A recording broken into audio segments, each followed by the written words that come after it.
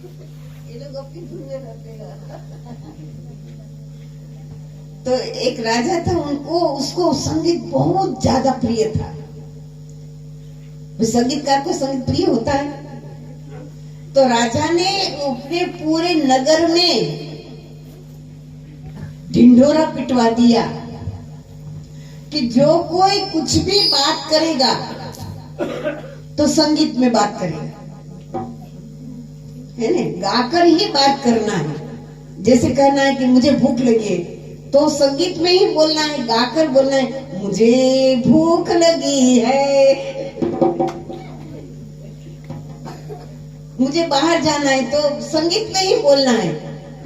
पूरे नगर में ढिंढोरा पिटवा दिया, जो आज्ञा का उल्लंघन करेगा उसको सजा दी जाएगी। समझ में आया ना? अब एक बार क्या हुआ कि राजा किसी काम से बाहर गए थे और पीछे से राजा के महल में आग लगी। राजा के महल में आग लगी तो एक मंत्री दौड़ता दौड़ता राजा के पास गया। अब राजा को संदेशा देना था कि राजा जी आपके महल में आग लगी, लेकिन कैसे देना था? संगीत में। और वो मंत्री थोड़ा शास्त्रीय संगीत जानता था और उसने शास्त्रीय संगीत में, तो मेरे को तो आता नहीं कुछ, है ना, मेरे को तो संगीत वंगीत कुछ आता नहीं है। सुनने में अच्छा लगता है लेकिन गाने में भगवान ने दिया नहीं गला, ऐसा है ना, ऐसा गुण कला नहीं दिया हमको। तो अफसोस भी करते हैं कि मेरा तो विषय है सत्संग भजन, फिर भी मुझे गाना आता नहीं। मैं जानती हूँ, समझती हूँ इस बात को। तो वो मंत्री ने शास्त्रीय संगीत में राजा को ये समाचार दिया कि राजा के महल में आग लगी। अब कैसे दिया? शुरुआत किया उसने, रा रा रा रा रा रा रा रा रा रा रा राजा राजा राजा राजा राजा राजा राजा राजा राजा राजा राजा राजा राजा राजा राजा के राजा के राजा के राजा के राजा के राजा के राजा के राजा के राजा के राजा के राजा के राजा के राजा के इतना लंबा लंबा किया उसने। राजा के महल में महल में महल में महल में महल में महल में महल में महल में राजा के महल में राजा के महल में राजा के महल में आग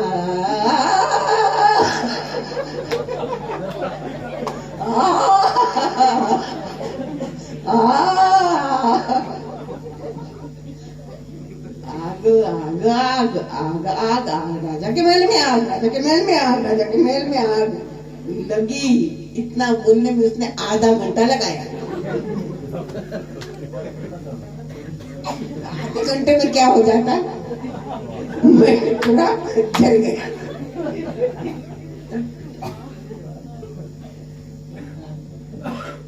इसका मतलब समझे?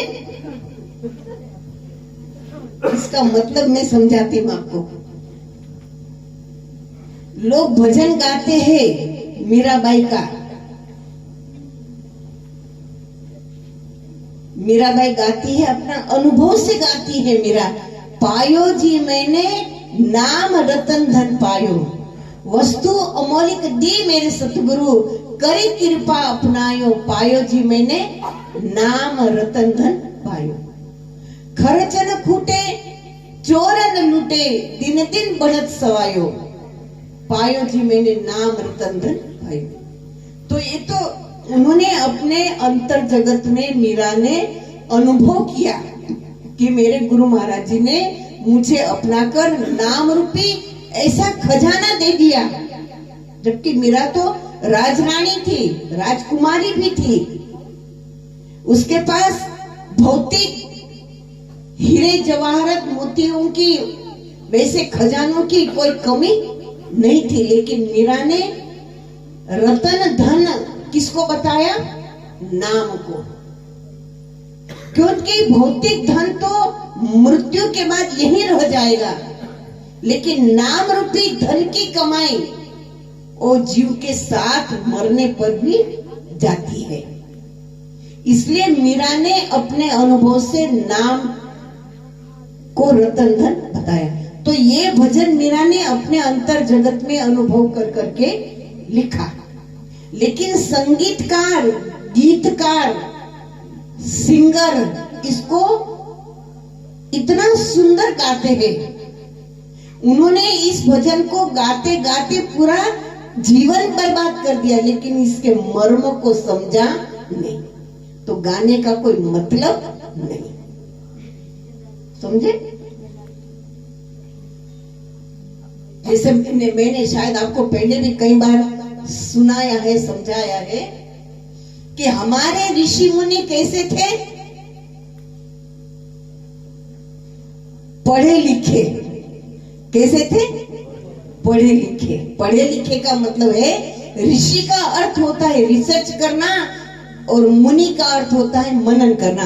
हमारे ऋषि मुनियों ने रिसर्च किया, मनन किया कि वो कौन सी शक्ति है जो शरीर में रहते, ये शरीर चेतन है, अरे सारी इंद्रियां फंक्शन कर रही है। आंख देखती है, कान सुनते हैं, मुंह बोलता है, नाक श्वास लेता है, हाथ काम करते, पांव काम करते, दिमाग सोचता है, सारी इंद्रियां फंक्शन करती है। लेकिन वो कौन सी शक्ति है जिसके निकल जाने पर ये सारी इंद्रियां शिथिल हो जाती है, कुछ काम करती नहीं, शरीर शून्य हो जाता है। इसके ऊपर हमारे ऋषि मुनियों ने रिसर्च किया, चिंतन किया, मनन किया, अंतर जगत में गए। कहाँ गए? अंतर जगत में गए कि भाई अंदर कोई शक्ति है ना? अंदर ही था, बाहर था क्या कुछ? नहीं। तो अंतर जगत में गए और उन्होंने खोजा कि वो है आत्मा सो परमात्मा। वो शक्ति है श्वासों की, है ना? तो श्वास और आत्मा, इसकी उन्होंने खोज करी। जो सनातन है, शाश्वत है, पुरातन है, निर्गुण है, निराकार है, सबके हृदय में रहने वाला है, उसी से सारा संसार चेतन है, उसी से सारा जीव जंतु चेतन है। उसके न रहते सारा संसार शून्य हो जाता है। तो इसके ऊपर उन्होंने रिसर्च किया, पहले तो अंदर अनुभव किया, है ना? अंतर जगत में जाकर के पहले अंतर जगत में अनुभव किया, मतलब कि अंतर जगत में जाकर के उसको पढ़ा। क्या किया? पढ़ा, अनुभव किया, पढ़ा। फिर जो अनुभव किया, पढ़ा था, उसको क्या किया? 4 वेद, 6 शास्त्र, 18 पुराण, 64 गीता, उपनिषद के रूप में लिखा कि भाई जो शाश्वत सत्य है उसको आने वाला समाज, आने वाली पीढ़ी, आने वाली जो है जनता उसको पढ़े और समझे, है ना? और उस तरह की भक्ति करे, साधना करे जिससे जीव का कल्याण हो। तो हमारे ऋषि मुनि कैसे थे? पढ़े लिखे। लेकिन आज का समाज कैसा है? लिखा पढ़ा, है ना?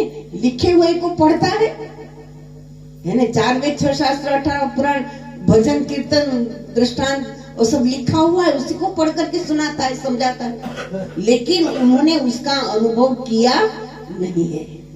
इसका भी मैंने आपको सुनाया था, मैं बार बार दोहराऊंगी इस बात को, कि जैसे हम लोग राजस्थान में थे तो हमारे एक प्रेमी के मकान का वास्तु पूजन था। वास्तु पूजन समझते? गृह प्रवेश, उसको वास्तु पूजन करते हैं। तो वहां तो रात रात भर भजन गाए जाते हैं। तो वो प्रेमी ने, जैसे ये भजन की पार्टी है ना, ऐसे 3-4 पार्टियों को भजन गाने के लिए बुलाया था। रात भर भजन गाते, बाप रे क्या भजन गाते राजस्थानी लोग।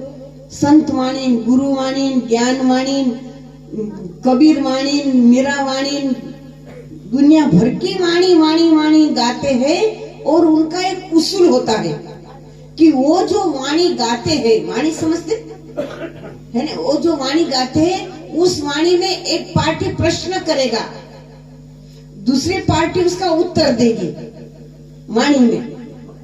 तो जो पार्टी ऊंची क्वालिटी का प्रश्न उत्तर करेगी और अच्छा बोलेगी, वो गुरु बनने की कैटेगरी में आते हैं।